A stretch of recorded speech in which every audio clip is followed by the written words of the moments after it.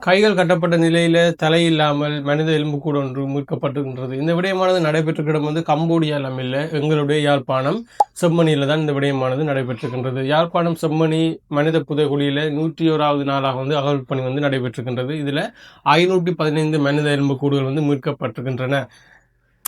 2025ஆம் ஆண்டு UN committee documentation படி பார்த்தோம்னா இலங்கையில் 17 இடங்களில் மனித புதைகுழிகள் வந்து அடையாளம் காணப்பட்டிருக்கின்றன. இதில் பார்த்தோம்னு சொன்னால் செம்மணி, மன்னார், கொக்குத்தொடுவாய், முல்லைத்தீவு, மட்டக்களப்பு, கொழும்பு ஃபோர்ட் போன்ற இடங்கள் வந்து அடங்குகின்றன. இந்த செம்மணி மனித புதைகுழியானது நேற்றோ இன்றைக்கோ வந்து தொடங்கின விஷயம் இல்லை. இந்த விஷயத்தை பார்த்தோம்னு சொன்னால் 1998ஆம் ஆண்டு கிட்டத்தட்ட 27 வருஷத்துக்கு முன்ன வந்து இந்த செம்மணியில் மனித புதைகுழியானது, மனித எச்சங்களானது அடையாளம் காணப்பட்டிருக்கின்றது. 1998ஆம் ஆண்டு முன்னாள் இராணுவத்தைச் சேர்ந்த சோமரத்ன ராஜபக்ஷ வழங்கிய தகவலின்படி செம்மணியில மனித எச்சங்கள் வந்து மனித உடல்கள் வந்து மீட்கப்பட்டிருந்தது. இதற்கு பிறகு பார்த்தோம்னு சொன்னால் 1999ஆம் ஆண்டுல 15 உடல்கள் வந்து அந்த பகுதியில் மீட்கப்பட்டிருந்தது.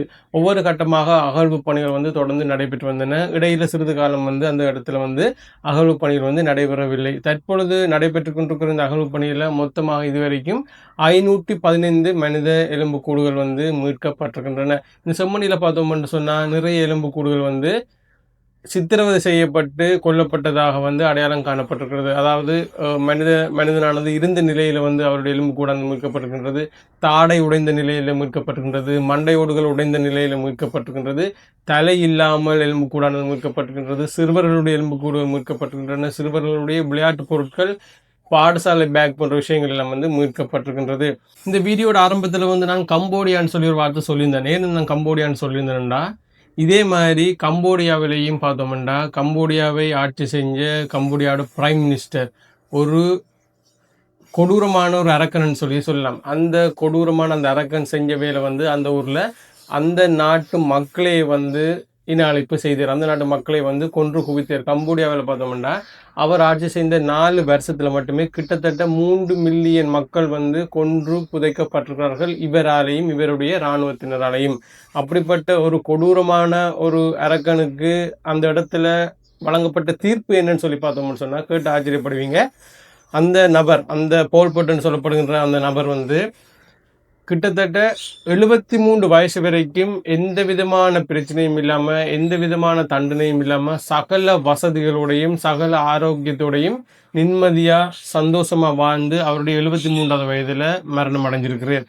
இதுதான் அவருக்கு கிடைக்கப்பட்ட தண்டனை. கம்போடியாவில் 3 மில்லியன் மக்களை கொன்று குவிச்ச அரக்கனுக்கு கிடைச்ச தண்டனை இதுதான். இதே மாதிரி எங்களுடைய செம்மணியிலையும் இதுவரைக்கும் மீட்கப்பட்ட அந்த மனித எலும்பு கூடுகளை என்ன நடந்தது, அந்த மனித எலும்புக்கூடுகளுக்கு இந்த சித்திரவதைகளை செய்தது யார், அந்த சித்திரவதை செய்த நபர் இந்த கம்போடியா போல்பட் போல ஏதோ ஒரு இடத்துல நிம்மதியாக வாழ்ந்து கொண்டிருக்கிறாரா என்ற ஒரு மிகப்பெரிய ஒரு கேள்வி வந்து தற்பொழுது எழுந்திருக்கின்றது. இந்த போல்பட் போல இலங்கையிலேயும் இந்த மனித புதைகுழிகளுக்கு பின்னால யாராவது மிகப்பெரிய ஒரு அல்லது மிகப்பெரிய ஒரு கொடூரமான அரக்கணம் வந்து இருக்கலாம்.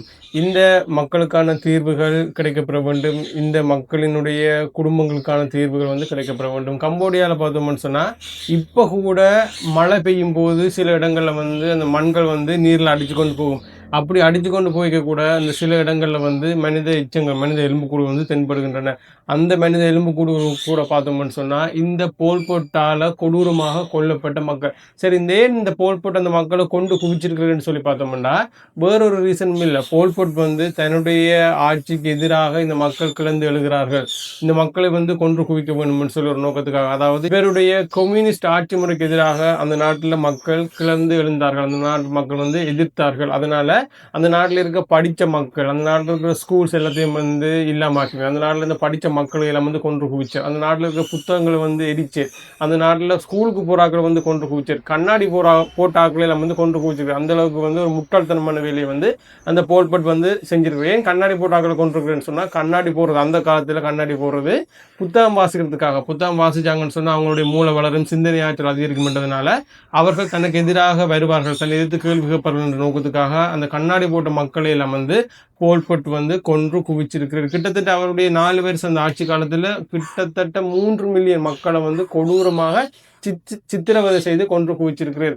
தாய் தகப்பனை கொன்ற பிறகு அந்த தாய் தகப்பனுடைய பிள்ளைகளை வந்து என்ன செஞ்சிருக்கேன்னு சொன்னா, இந்த பிள்ளைகள் வருங்காலத்துல தனக்கு எதிராக வரலாம், வருங்காலத்துல தன்னை பழி வேண்டலாம் என்ற நோக்கத்தினால என்ன செஞ்சிருக்கேன்னு சொன்னா, படித்த தாய் தகப்பனை கொன்று விட்டு அந்த பிள்ளைகளை வந்து மரங்களோட அந்த பிள்ளையினுடைய தலையை அடித்து சித்திரவதை செய்து கொடூரமாக கொண்டு குவித்த நபர்தான் கம்போடியாவை ஆட்சி செஞ்ச போல் போட்.